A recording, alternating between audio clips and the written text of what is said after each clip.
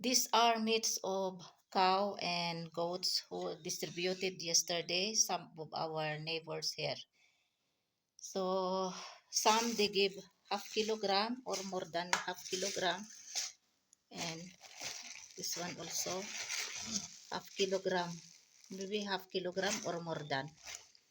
So this is three here.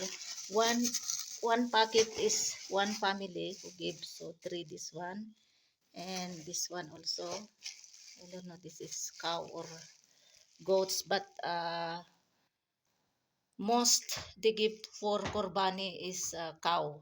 But for us, we give sacrifice korbani yesterday to hay goats.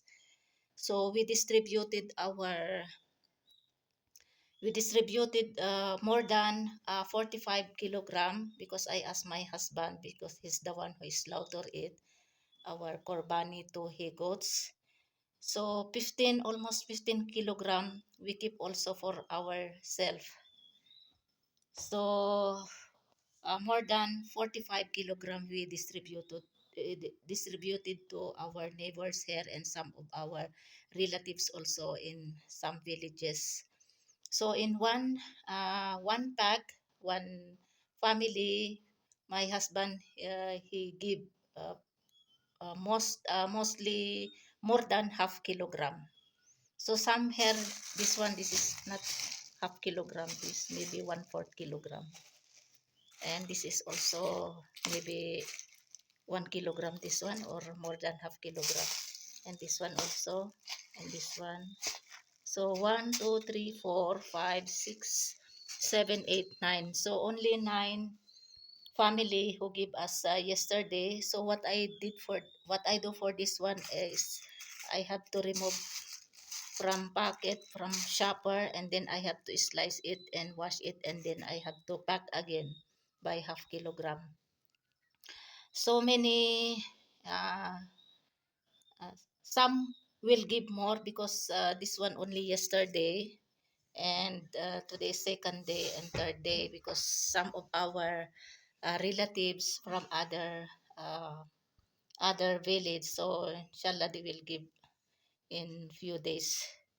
So this one I have to remove now from shopper, then I will slice it, and some remove, trim some, not this one not good meat, especially this white meat like this. So must be I have to remove this one, then I wash, and then I have to strain and pack again, and then I will keep in fridge.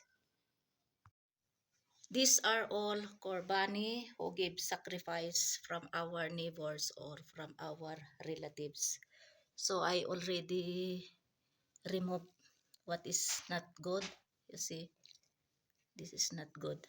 So what I will do for this one is I have to wash 2 to 3 times. Then I will remove water. I drain. Then after I will pack it by half kilogram or more than half kilogram.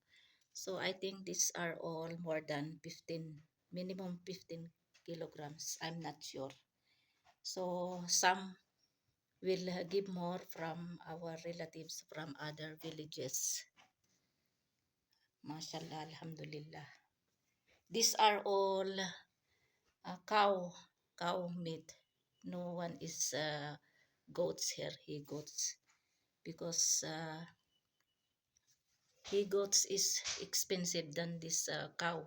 So from in our village we only give 2 he goats korbani yesterday. Ito lahat ang aming kurbani meat. Ito ay yung sa taas ay ano, ito lahat yung he goats na ano, sacrifice namin na dalawa. Bali nagtira din kami ng almost 15 kilograms, din the rest 45 kilograms yung binigay namin sa mga kapitbahay and relatives.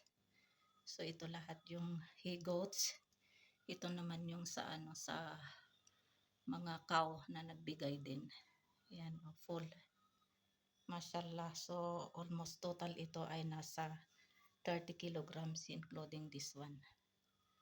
Lahat.